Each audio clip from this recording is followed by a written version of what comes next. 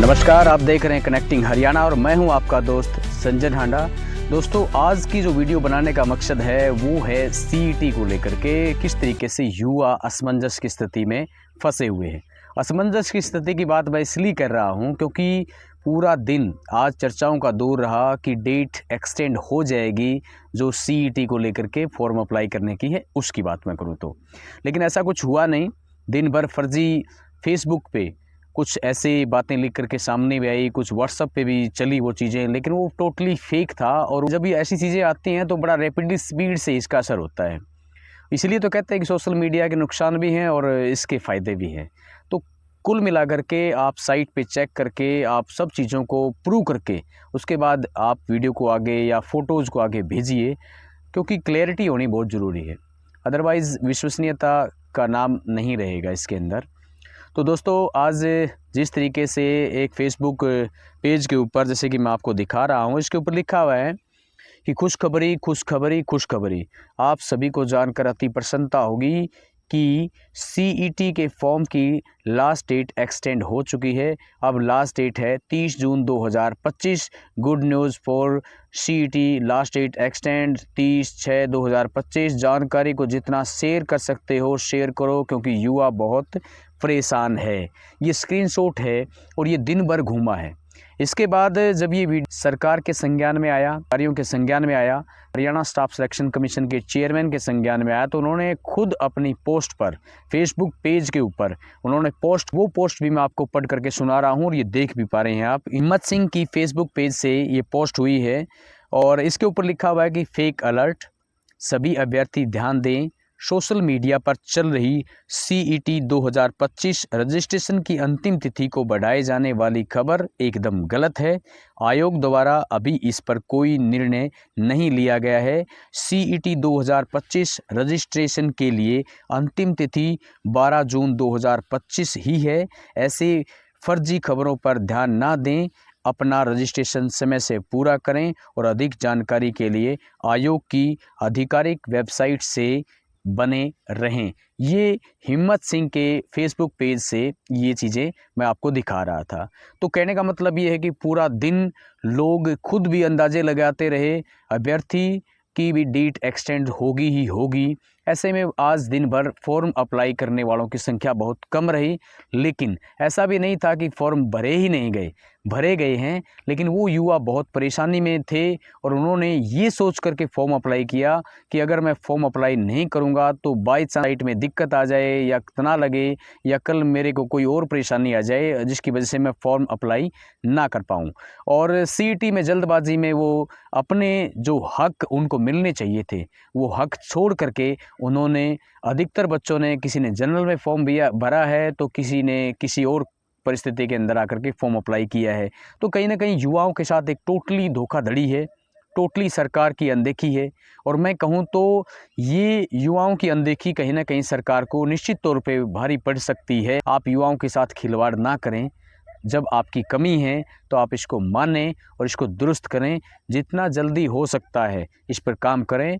जब से सीईटी को लेकर के ये विज्ञापन आया था तब से लेकर के जो काम जो डॉक्यूमेंट्स एक तरीके से रिक्वायरमेंट में रखे गए हैं वही जब उनके बन नहीं पा रहे हैं, तो ऐसे में सीईटी फॉर्म अप्लाई करना युवाओं के लिए टेढ़ी खीर बनी हुई है। और मैं कह सकता हूँ कि भाई ये टोटली गलत है। डब्ल्यूएस का अप्लाई किया था मैंने 2 तारीख को। अच्छा, और अभी तक आया नहीं है। और वही है, लास्ट डेट पर फार्म भी भरना पड़ेगा, तो भी जर्नल में भरना पड़ेगा मुझे मजबूरन। सर्टिफिकेट के लिए मतलब 27 तारीख को अप्लाई किया था, मेरा अभी तक नहीं बना। इसी वजह से मेरा फार्म भी अटका हुआ है। मैं दिन में 4 से 5 बार यहाँ CSC सेंटर पे आगे चला जाता हूँ। काम भी छोड़ना पड़ता है, तैयारी भी नहीं हो पा रही। तो मतलब कि बहुत ज़्यादा टाइम खराब, मतलब कि फ्रस्ट्रेट हो रहे हैं बुरी तरह से। ये नहीं हो पाया तो आज लास्ट डेट है रात को, या फिर जनरल कैटेगरी से ही अप्लाई करना पड़ेगा। नया कास्ट सर्टिफिकेट मांग रहे हैं। क्या 1 महीने में 2 महीने में कास्ट थोड़ी ना बदल जाएगी? और अभी सिर्फ 3 महीने का ऑप्शन आ रहा है इसमें। 3 महीने में हम चेंज थोड़ी ना हो जाएंगे। तो जनरल वाले होंगे नहीं, BC वाले नहीं, SC कैंडिडेट। आप इस वीडियो को शेयर करें और मैं उन तमाम युवाओं के साथ इस वीडियो को बना रहा हूं। सरकार इसके ऊपर समय रहते ध्यान दे। अगर डेट एक्सटेंड होती है तो मैं सरकार से एक ये भी अपील करना चाहूँगा कि जिन बच्चों ने मजबूरी वश जनरल में फॉर्म अप्लाई किए हैं वो बच्चे भी अपनी करेक्शन करवा सकें। करेक्शन का पोर्टल भी ऑन होना चाहिए। इसके साथ साथ जो तमाम रिक्वायरमेंट्स के डॉक्यूमेंट मांगे गए हैं वो तुरंत अप्लाई हों और तुरंत उस पर एक्शन हो और वो तुरंत बन करके बच्चों के पास पहुँचें। ये सरल पोर्टल जिस तरीके से काम कर रहा है उससे लगता नहीं कि ये प्रक्रिया 2 महीने में भी बच्चे सही से पूरी कर सकेंगे। तो ऐसे में सीईटी लेने का और सीईटी के फॉर्म अप्लाई करने का मकसद यहाँ पर सरकार का टोटली धूमिल होता हुआ नज़र आ रहा है और इसका खामियाजा भुगत रहे हैं युवा, क्योंकि उनके सिर पर वो 12 जून मंडरा रही है। परीक्षा से वंचित ना रह जाएं, ये डर उनको नज़र आ रहा है और ये कहीं ना कहीं हर अभिभावक को भी है। सीईटी को लेकर के हरियाणा में एक बहुत ही काफ़ी अच्छा काम कर रही हैं वो युवाओं के लिए। जो भी सीईटी को लेकर के हों, चाहे एचपीएससी के कोई भी टीजीटी पीजीटी किसी प्रकार के भी एग्ज़ाम होते हों, तो उसके ऊपर वो तुरंत वो ध्यान देते हैं और सरकार का ध्यान आकर्षित करवाते हैं अगर कोई खामियां होती हैं तो। एक बहन है सविता ढुल, कैथल ज़िले से बिलोंग करती हैं और उन्होंने अपनी फेसबुक पेज पे लगातार सीईटी के मुद्दे को उठाया है। मैं बहन का शुक्रगुजार हूं कि मेरी उनसे बात भी हुई थी और उन्होंने बड़ा अच्छा रिस्पांस भी दिया कि भाई मैं इसके ऊपर लगातार काम कर रही हूं और बहुत सारे युवा जो मेरे साथ जुड़े हुए हैं मैं उनकी आवाज़ बन रही हूं, मैं सरकार तक आपकी आवाज़ या उन बच्चों की आवाज़ पहुंचा रही हूं। तो बहन का बहुत बहुत धन्यवाद। पहले तो आज भी उन्होंने एक पोस्ट शेयर की है तो मैं आपको दिखा दूं। उन्होंने कहा है कि भी जिंदा माता पिता को मरा हुआ कैसे दिखाएं और क्यों चाहिए उनके डेथ सर्टिफिकेट जाति प्रमाण पत्र बनाने के लिए। अब इतनी खामियां एक साथ केवल हरियाणा के पोर्टल में ही संभव हैं। त्रुटियां दूर करके एफिडेविट बनाने व फॉर्म भरने का समय दें। सीईटी के आवेदन के लिए डेट एक्सटेंड करें।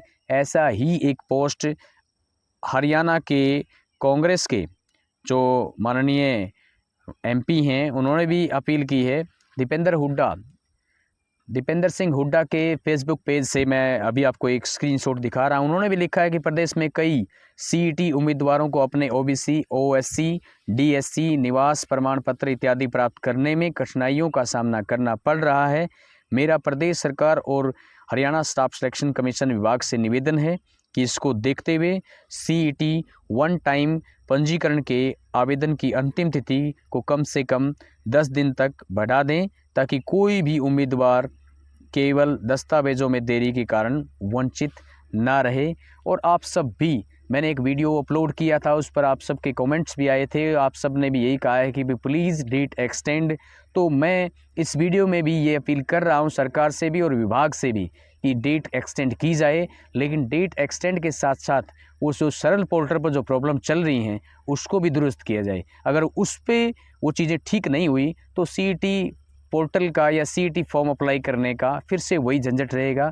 तो पहले काम करना होगा सरल पोर्टल पर बनने वाले रिक्वायरमेंट के जो डॉक्यूमेंट्स हैं उनके लिए, कि सरल पोर्टल सरल हो जाए, उसमें बच्चों के जो आवेदन किए गए हैं वो ठीक से बन करके समय पर बन करके उनके पास पहुंच जाएं ताकि वो बच्चा सही से और अपनी कैटेगरी के अंदर वो जो चाहता है उस हिसाब से वो फॉर्म अप्लाई कर दे।